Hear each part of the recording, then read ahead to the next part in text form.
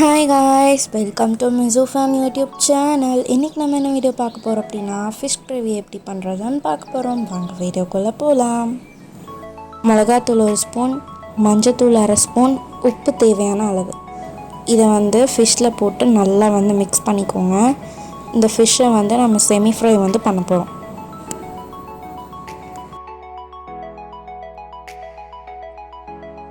இப்போ மசாலாலாம் நல்லா மிக்ஸ் பண்ணி வச்சாச்சு. இப்போ நம்ம இதை ஃப்ரை பண்ணிடலாம். செமி ஃப்ரை தான் பண்ணணும். ஸோ இப்போ கொஞ்சமாக ஆயில் எடுத்துக்கலாம்.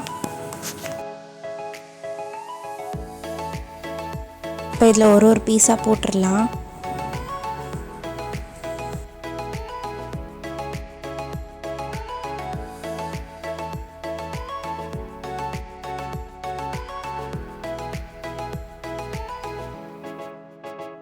ஒரே சைட் ஃப்ரை பண்ணாமல் இந்த சைடும் நம்ம திருப்பி போட்டுக்கலாம்.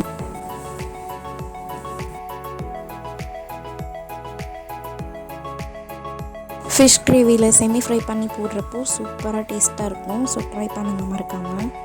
இப்போ ஃப்ரை பண்ணி எடுத்தாச்சு. இதை நம்ம தனியாக எடுத்து வச்சுக்கலாம். இப்போ ஒரு கடாயில் 3 ஸ்பூன் ஆயில் ஊற்றிக்கலாம்.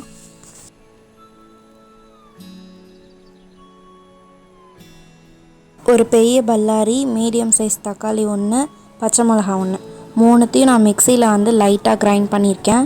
ரொம்ப பேஸ்ட் மாதிரி கிரைண்ட் பண்ண வேணாம். இது மட்டும் லைட்டாக கிரைண்ட் பண்ணிக்கோங்க.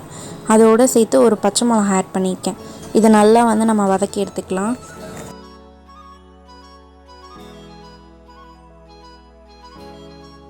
இப்போ இது நல்லா வதங்கிடுச்சு. இப்போ இந்த ஸ்டேஜில் நம்ம உப்பு ஆட் பண்ணிக்கலாம். தேவையான அளவுக்கு உப்பு ஆட் பண்ணுங்கள். இப்போ இந்த ஸ்டேஜில் ஒரு கொத்து கருவேப்பிலை அதில் ஆட் பண்ணிக்கலாம். இப்போ இது நல்லா வதங்கிடுச்சு. இந்த டைமில் நம்ம மசாலா ஆட் பண்ணிக்கலாம். நான் மிளகாத்தூள் 1 ஸ்பூன் ஆட் பண்ணிக்கிறேன். மஞ்சள்தூள் ஒரு 1/2 ஸ்பூன் ஆட் பண்ணிக்கலாம். இப்போ இது ரெண்டுத்தையும் கொஞ்சம் நல்லா மிக்ஸ் பண்ணி விட்டுக்கோங்க. இப்போது கறி மசாலா பவுடர் 1 ஸ்பூன் ஆட் பண்ணிக்கிறேன். இப்போ கொஞ்சம் வாட்டர் ஆட் பண்ணிக்கலாம். ரொம்ப வாட்டர் ஆட் பண்ண வேணாம். இது கிரேவி, ஸோ கம்மியாக ஆட் பண்ணிக்கோங்க. இப்போது இது நல்லா வதங்கட்டும். இது நல்லா கொதிக்கிற ஸ்டேஜ் வரணும். அப்போ பார்ப்போம். இப்போ இது நல்லா கொதிச்சிட்ருக்கு. இந்த கொதிச்சிட்ருக்க டைமில் புளி பேஸ்ட் 2 ஸ்பூன் நம்ம ஆட் பண்ணிக்கலாம். ஆட் பண்ணி இதையும் நல்லா மிக்ஸ் பண்ணி விட்டுக்கோங்க. இப்போ நம்ம செமி ஃப்ரை பண்ணி வச்சுருந்த ஃபிஷ்ஷை இதில் ஆட் பண்ணிக்கலாம்.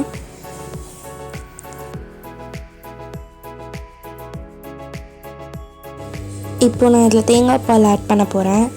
நீங்கள் தேங்காய் பால் ஓகேனா நீங்கள் ஆட் பண்ணிக்கோங்க. இல்லைனா நார்மலாக நீங்கள் வச்சுருக்க பாலே ஆட் பண்ணிக்கோங்க. தேங்காய் பால் ஆட் பண்ணால் டேஸ்ட் கொடுக்கும். ஸோ நம்ம தேங்காய் பால் ஆட் பண்ணிக்கலாம். இப்போது இதை நம்ம நல்லா மிக்ஸ் பண்ணி விட்டுக்கலாம். இப்போ நல்லா கொதிக்குது. இந்த ஸ்டேஜ் வந்ததுக்கப்புறமா நம்ம ஒரு மூடியை போட்டு அதை மூடி வச்சிடலாம்.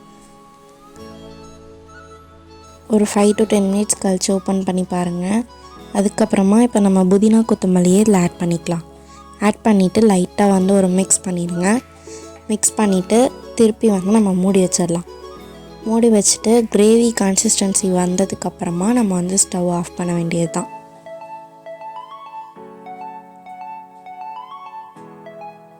இப்போ பார்த்திங்கன்னா தெரியும், கிரேவி மாதிரி நல்லா சூப்பராக ரெடி ஆயிடுச்சு. ஸோ இப்போ நம்ம ஸ்டவ் ஆஃப் பண்ணிடலாம். இப்போது சூப்பரான ஃபிஷ் கிரேவி ரெடி ஆகிடுச்சு. ஒரு டைமாவது வீட்டில் ட்ரை பண்ணி பார்த்துட்டு எப்படி இருக்குன்னு சொல்லி மறக்காமல் கமெண்ட் பண்ணுங்கள். இந்த வீடியோ பிடிச்சிருந்துச்சுன்னா லைக் பண்ணுங்கள், கமெண்ட் பண்ணுங்கள், ஷேர் பண்ணுங்கள், மறக்காமல் சப்ஸ்கிரைப் பண்ணுங்கள். பக்கத்தில் இருக்க பெல் ஐக்கானையும் கிளிக் பண்ணிக்கோங்க.